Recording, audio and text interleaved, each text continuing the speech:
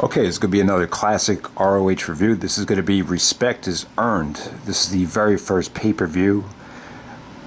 This took place on May 12th, 2007. So today's the 13th anniversary. So that's crazy. Like if you had a kid 13 years ago on May 12th, 2007, that kid would be 13 years old. That is crazy to think about. And yeah, it just doesn't feel like it's been 13 years since Truth Slayer reviewed this show, and that was kind of the year when YouTube kind of took off, 2007. So it doesn't feel like it was that long ago, but yeah, 13 years is kind of pushing it. But yeah, Respect is Earned.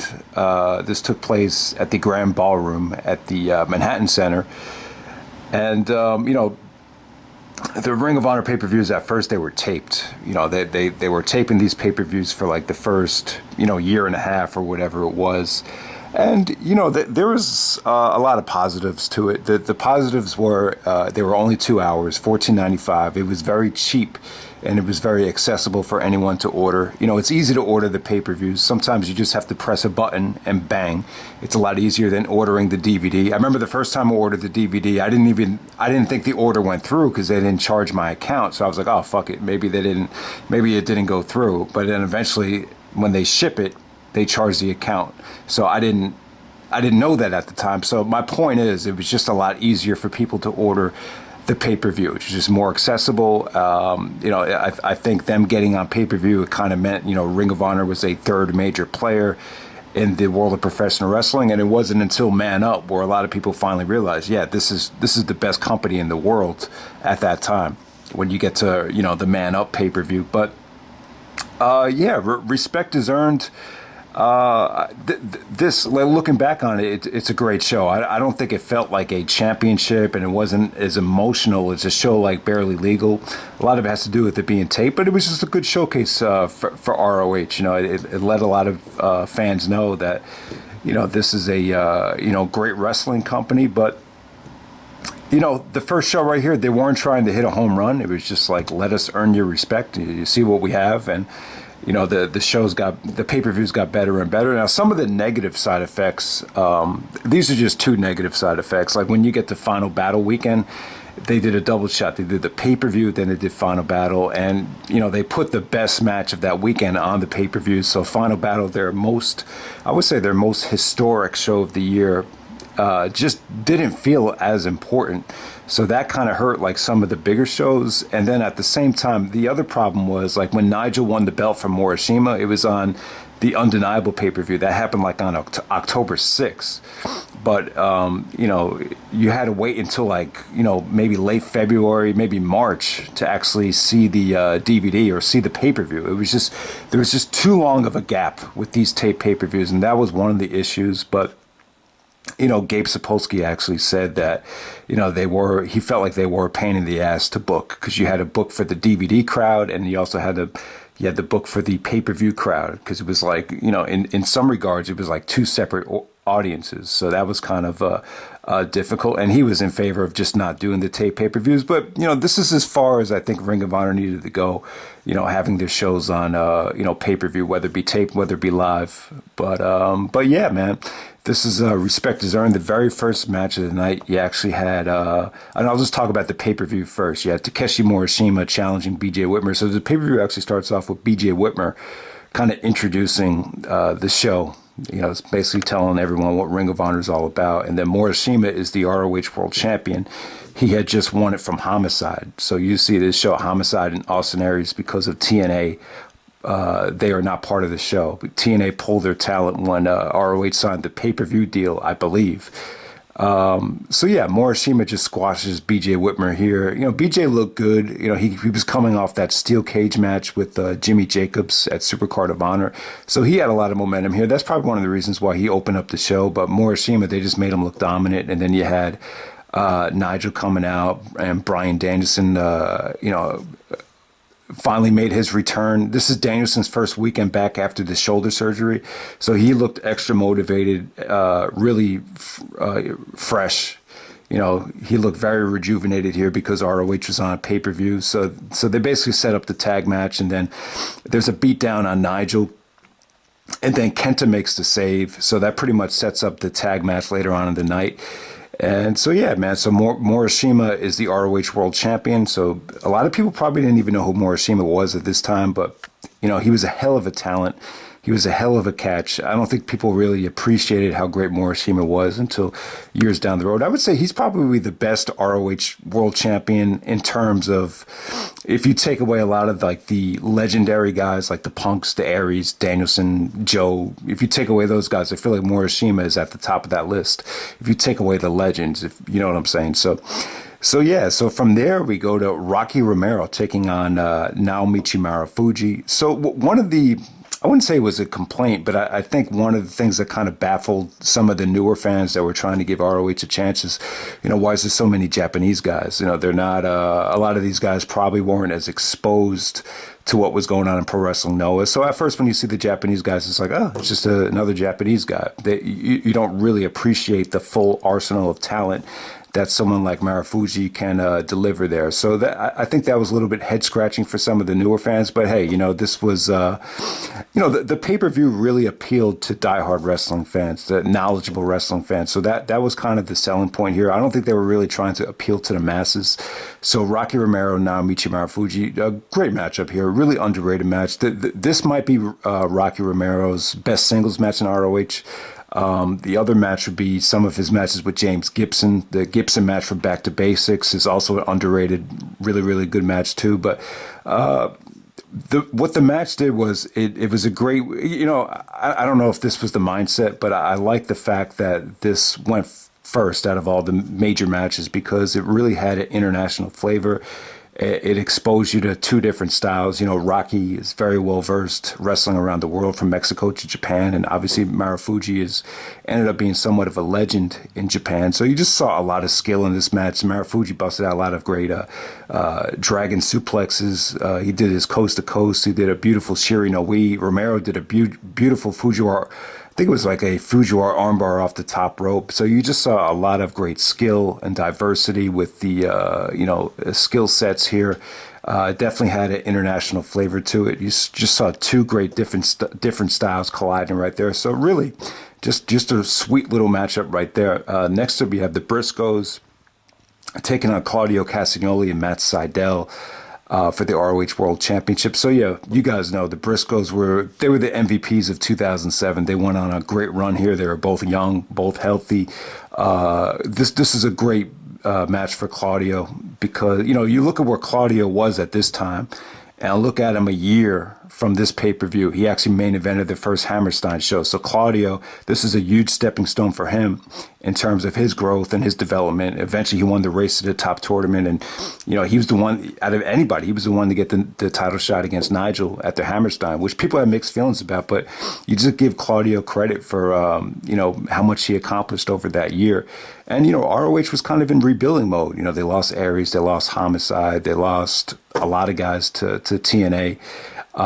This is just a big developmental, not developmental, but it was a rebuilding time for ROH, and it was still good though. It didn't feel like the shows are going to suck because they're developing. Nah, these guys were ready to go, ready to deliver, and they stepped up to the plate. So Claudio and Matt Sydal, Sydal, breaking away from Generation Next and all the strides he made. Eventually, he was signed by the WWE later on that summer, but.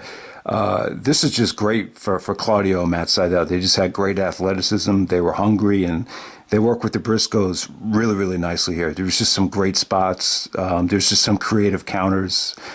Ended with the Doomsday Device. This is just a classic vintage Briscoes match. You could tell they were extra motivated, extra hungry because this is the first pay-per-view. So, when you walked away from the first pay-per-view, most people thought this was the match of the night. I mean, you could definitely argue this being the, one of the best Briscoes matches of the year without a doubt. So next up, you had Roderick Strong taking on Delirious. So Roderick Strong was a heel at this time. He had just turned on Austin Aries at the, anniversary show in New York City, 5th Year Festival NYC.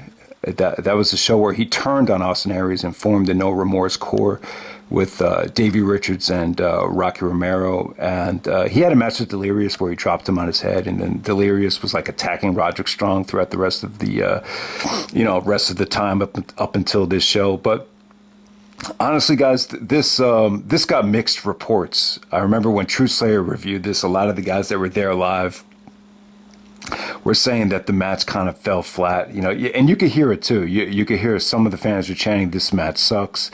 The match definitely had a feeling like, they couldn't really follow what delivered before this. It just definitely had that feeling of,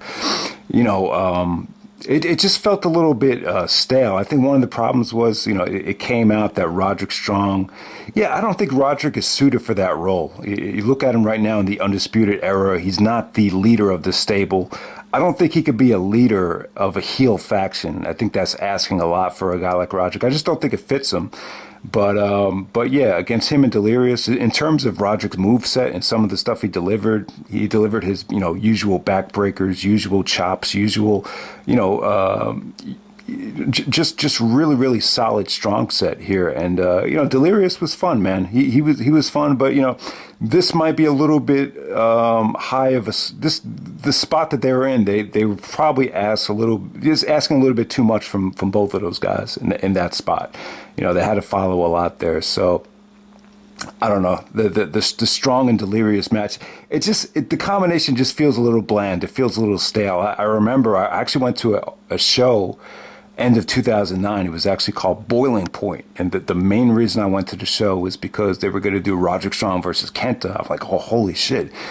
Now this is going to be an amazing. This was in the middle of Kenta's MVP run in 2009, where he was the MVP of NOAH and ROH, or just the best wrestler in the world at that time. And then I think Kenta tore his ACL like right before that show. And then the replacement was Delirious. And it was just like, I hate to say it, but Roderick Strong versus Delirious is just not as attractive as Roderick Strong versus Kenta, if that makes any sense. So yeah, man. And so before we get to the main event, you had some great segments. You had the whole formation of the Sweet and Sour stable. Hero was actually not on this show, but they did a really entertaining segment with Tank Toland, Larry Sweeney, and Sara Del Rey, and then you finally saw Bobby Dempsey. The original goal was for Tank Toland to shape and mold Bobby Dempsey into himself, like in that same kind of physique. So Tank Toland was kind of like a Buff Bagwell. So there was some entertaining segments on the show. Also, you had Adam Pearce cutting a promo on BJ Whitmer,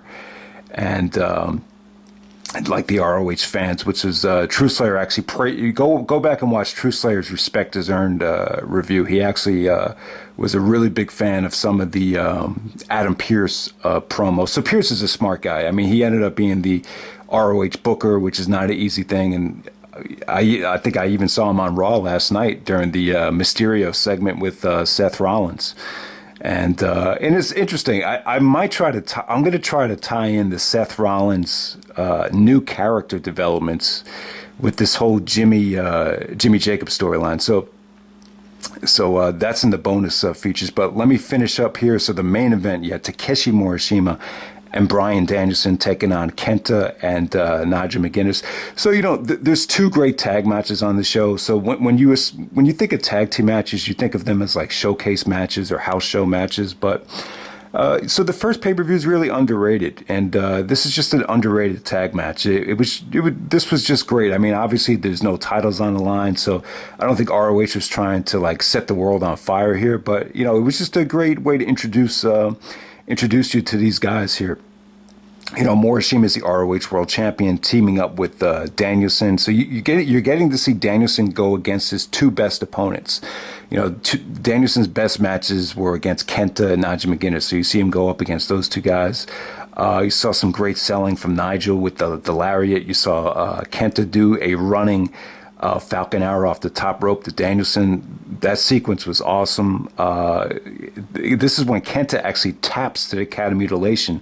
So it was a huge win for Danielson here.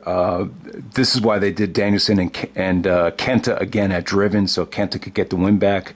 But yeah, just good tension. The pay-per-view ends with Morishima attacking Danielson, and Morishima is swinging the ROH title, and they end the pay-per-view by saying, is anyone going to stop Takeshi Morishima? So they made Morishima look really dominant, even though I just think a lot of people were kind of unfamiliar. I was even unfamiliar with Morishima's work. It took me a while to really, to really get into Morishima and for him to earn my respect, as they would say with it. So I love the title here. I think Respect is Earned is a great title. I think everyone deserves a chance to it's just a great message. It sends a great message. It's like, if you're going to judge someone, don't judge someone until they give them a chance to earn your respect. And the same thing goes for a professional wrestling company.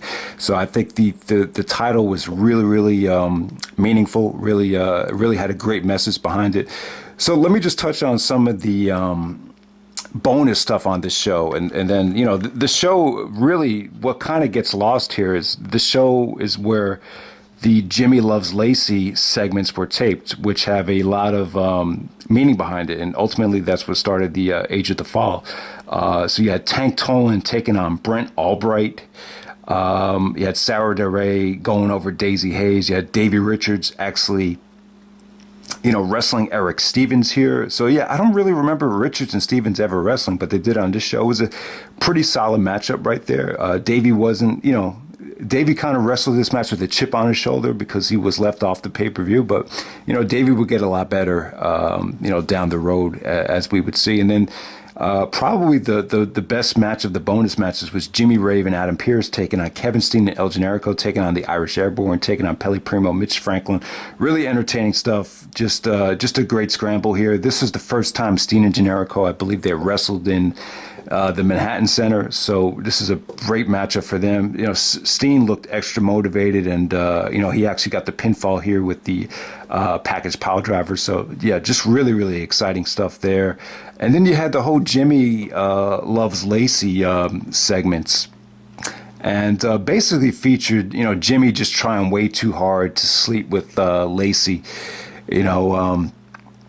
Obviously, we learned that Jimmy he wanted to do a lot more than just screw Lacey, because he said anybody could screw, dogs can screw, cats could screw, but to find true love, that's the challenge. So throughout the whole segment, he takes Lacey shopping, and he just does a lot of cheesy things to try to get Lacey to sleep with him, basically. And the end of the segments end with them actually having sex.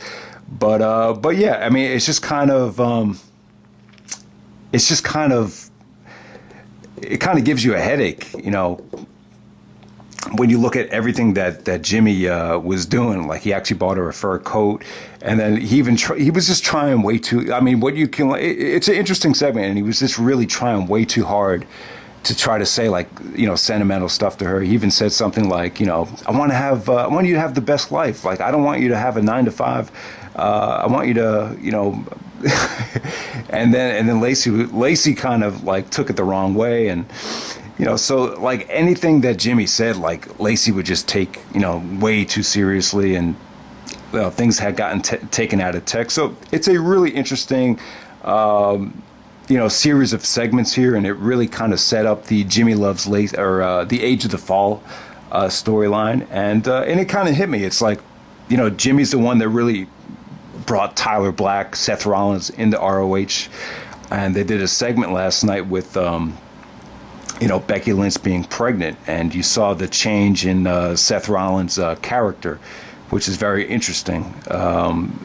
And it seems like it's one of these. It seems like the storyline is headed where maybe Seth Rollins is not the father of that child. So we'll see what happens there. But you just see the way that Tyler was reacting, the character. Has a very Age of the Fall type of influence, and that whole Age of the Fall storyline, where the whole storyline was based on that love doesn't save, nothing saves. The only thing that saves is the Age of the Fall. That whole concept was kind of started with these whole Jimmy Loves Lacey segments here.